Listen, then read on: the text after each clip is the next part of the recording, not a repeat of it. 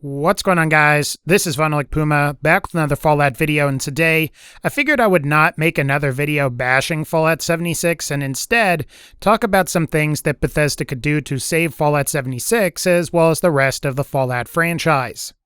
Now, before we start, perhaps what I'm doing here is in vain in the sense that it's not going to change anything, but I figured I'd voice some of my opinions and suggestions anyway. I do understand that Bethesda is a large corporation and they don't have to listen to me or anybody else, but the way I see it is that ideas are free, and if someone at Bethesda comes across this video, you may or may not find some of the things that I have to say are useful and worth incorporating going forward. Also, if you've got your own suggestions for things that you might like to see that I just didn't include here, feel free to leave them in the comments section below, as I'm sure there are plenty of things that I am missing. Otherwise, and without further ado, let's start by talking about the first thing that I think needs to be done, and that is to fix the mess that is Fallout 76. It's no secret that Fallout 76 is a mess from a technical and PR level. I'm not going to go over all of the drama surrounding Fallout 76 at this point, as I think I and many others online have covered it all at great length. But I do think that Bethesda does need to make a genuine effort to try and remedy the numerous situations and problems that they currently find themselves in.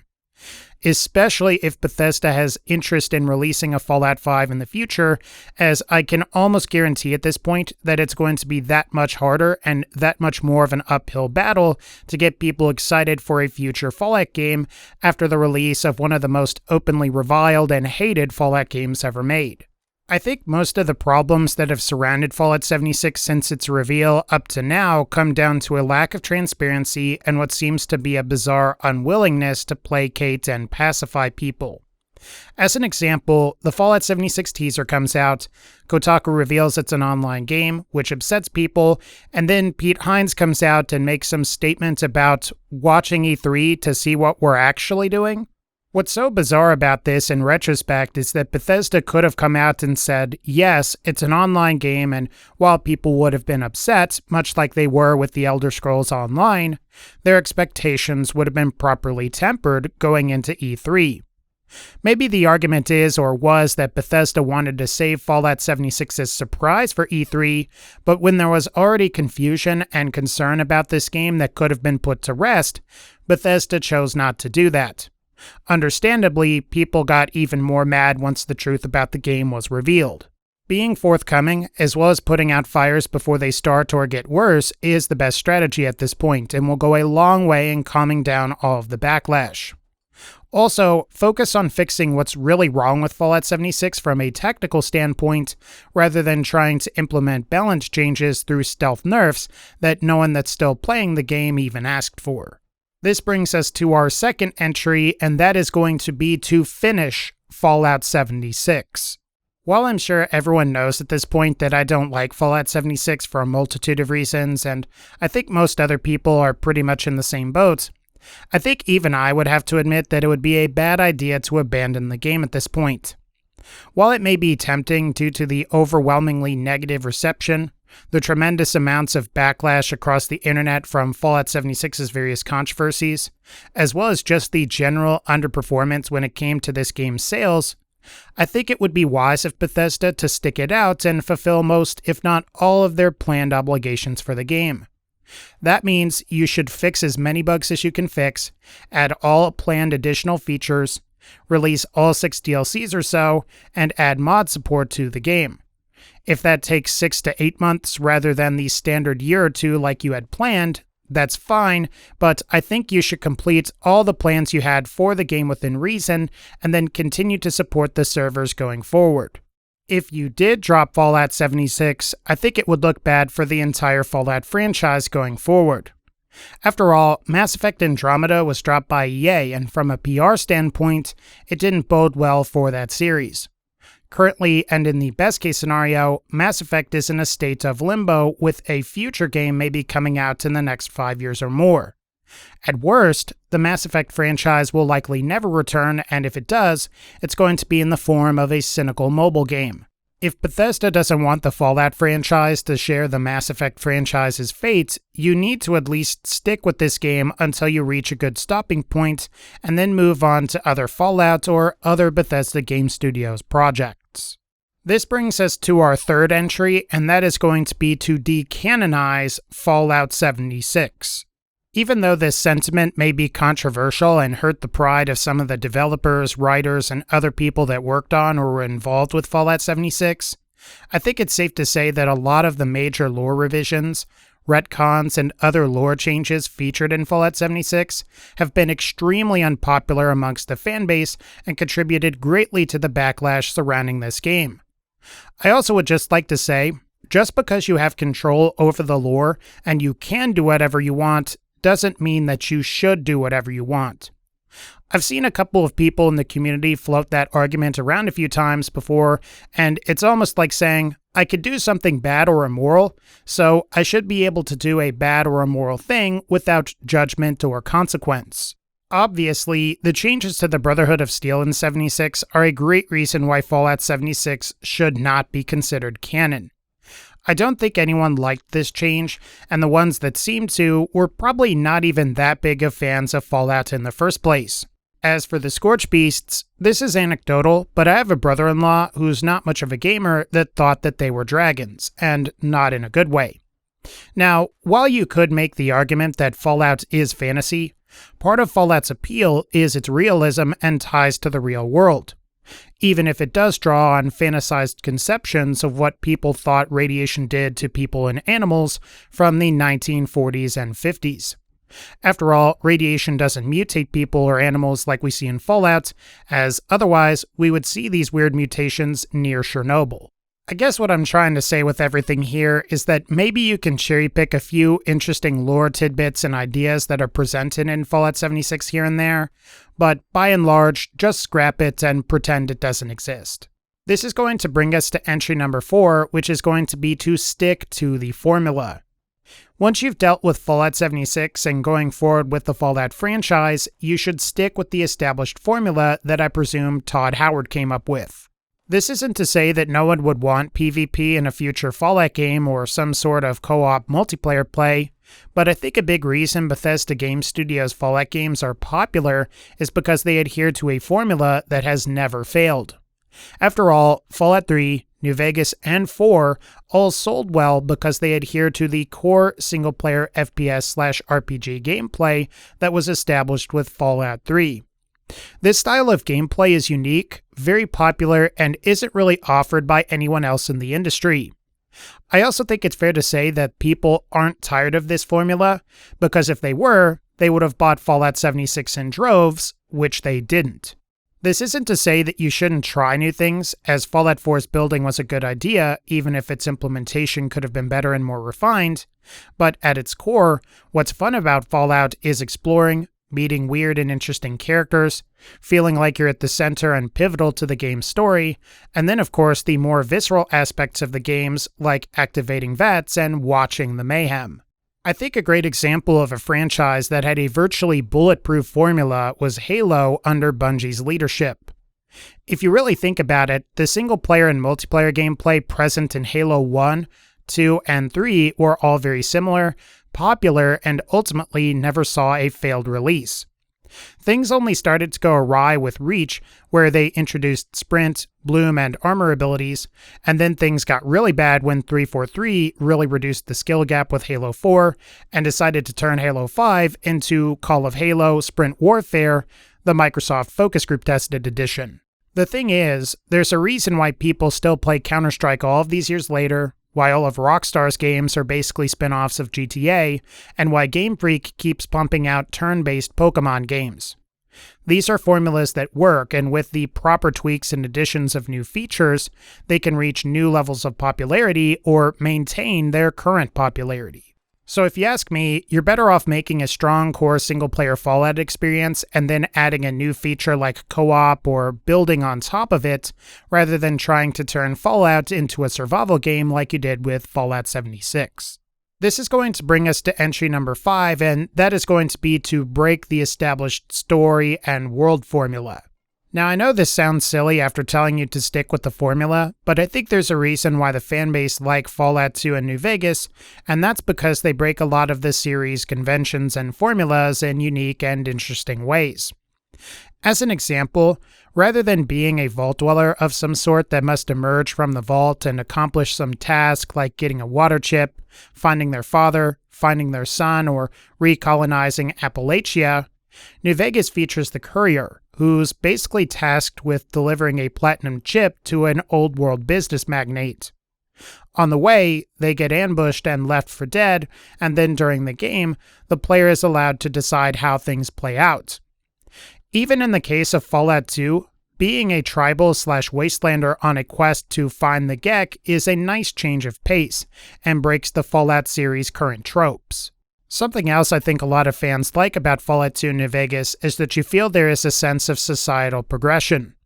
Rather than sticking with bottle caps because bottle caps equal Fallout, Fallout 2 introduces NCR dollars as a currency, which reflects how civilization has progressed since the days of the first game.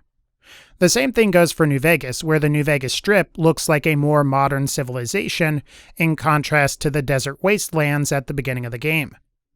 Now, I'm not here to criticize Fallout 3 and 4 for being somewhat disguised remakes of the very first game, complete with exiting a vault and using bottle caps as currency, but changing up the story tropes for the series has yielded positive results in the past, and is an example of a change fans would want, rather than turning Fallout into a generic survival/Destiny clone, which is what Fallout 76 is. And this is going to bring us to entry number 6, and that is going to revolve around an official lore timeline. Something else I think Bethesda needs to do is establish an official Fallout timeline, like the ones we see on various fan wikis. This is important for a few reasons. First, it allows Bethesda to dictate what's canon and what's not, rather than leaving it up to the fans to guess what's canon and what isn't. Number 2, it ensures that Bethesda themselves will adhere to the canon that they establish and reduces the likelihood of clumsy lore changes and retcons going forward.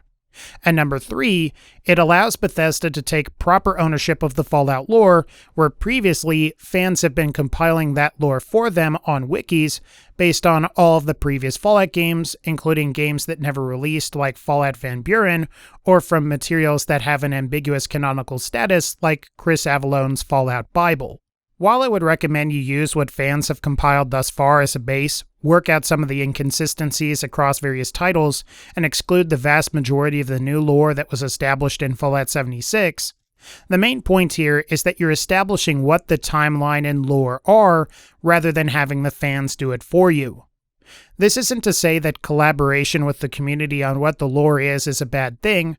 In fact, I actually think it was a good idea that Bethesda copied the Vault Wiki's references to Maxon 2 in Fallout 3's terminals, but at a certain point, you have to set things up in such a way to where you are maintaining some kind of established internal consistency that adheres to the original vision of what Fallout is, rather than playing fast and loose with the timelines and lore for each and every new Fallout game that comes out. Take ownership of the lore, decide what's canon and what's not, and then move on. And now we're at entry number 7, and that is going to be to focus on the details. One of the things that's cool about Interplay and Obsidian's Fallout games is that they really focused on details and nuances of the in-game universe and answered questions that players might wonder about. For example, bottle caps in the first game could be exchanged for a certain amount of water. Since purified water was a rare, valuable, and heavy commodity in the wasteland, people decided to create a currency around bottle caps due to their low weight and difficulty in reproduction. In Bethesda's Fallout games, what gives bottle caps their value is never really explained, much to the frustration of many fans that care about that. Now, while you could argue small details like this don't matter and aren't necessarily conducive to good game design, my argument would be if you have good game design and awesome detail work, you're going to have a great game as opposed to a good one. Plus, focusing on the details also yields positive results in non-lore ways as well. For example, Interplay and Obsidian's altered dialogue for low-intelligence characters was a really nice touch, added more depth, and allowed for a really interesting way to play through the game on subsequent playthroughs. So in that sense, I would say that focusing on details like this can actually enrich the gameplay experience and potentially even improve the game's design. Ultimately, if you really pay attention to the smaller details, I don't see how it could hurt you. Maybe you may have to wait a bit longer before you release a game, but if it's the difference between scoring an 80 or a 90 on Metacritic, I'd say it's worth it. Now we're at entry number 8, and that is going to be to remake Fallout 3. While Todd Howard is on record saying that he has no plans to remake Fallout 3, New Vegas, or even any of their older games like Morrowind or Oblivion, I do think it's silly that Bethesda and ZeniMax seem to have no interest at all in doing this. Especially when you consider that a group of fans literally just tried to remake Fallout 3, and at the time, it was being received very positively by the community. It is what it is that the project was ultimately cancelled due to a potential legal dispute involving voice actor dialogue, but it's crazy to me that no one at Bethesda took this as a hint that people might want and there was demand for a Fallout 3 remake. The thing is, we don't necessarily need Todd Howard to develop the remake. You could outsource it to a reputable company with some oversight to make sure they do a good job, release it, and make millions. A lot of people have very fond memories of playing Fallout 3 since it was their first game in the series, and if you did a good job with the remake, a lot of people would really like it.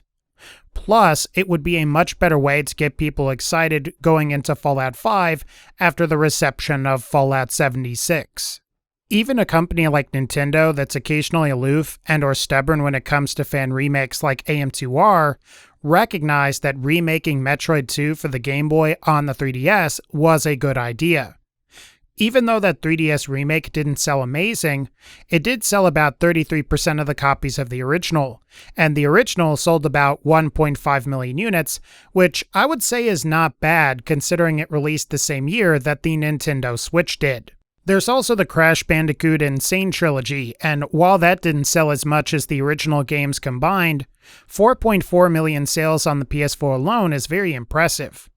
In fact, if VG Charts is to be believed, that remaster is in the top 50 highest-selling PS4 games currently, clocking in at number 24 as of the making of this video. So if I were Bethesda, I wouldn't count remakes out.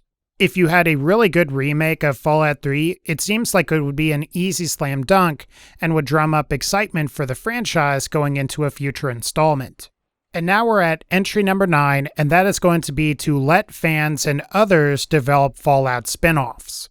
While Bethesda should be the ones to develop Fallout's main series entries every 5 to 10 years or so, why not let other developers and fans take a crack at developing some of the series spin-offs? It worked out really well before when Bethesda let Obsidian develop Fallout New Vegas, not to mention that there are a slew of active in-development fan games and expansions out there like Fallout New California, Fallout Miami, and Fallout Cascadia, and the fact that fans are making their own games suggests that there's demand for plenty of spin-offs. The fact that these projects exist means that there are people that want more Fallout games and content than Bethesda is currently delivering. Letting fans and other developers develop spin-offs also puts Bethesda game studios in a better position too. Not only does it free up Todd Howard and the A-team at Bethesda to really focus on those next big titles they're working on and are passionate about, but if something goes awry with a spin-off, like we've seen with Fallout 76, Todd Howard and company can keep their hands clean and it won't be a blemish on the studio's reputation. After all, it was just a Fallout game that was developed by some amateurs. Another advantage of this is that if a spin-off is really good, you can incorporate it into the canon much like George Lucas used to do with some of the expanded universe material for Star Wars.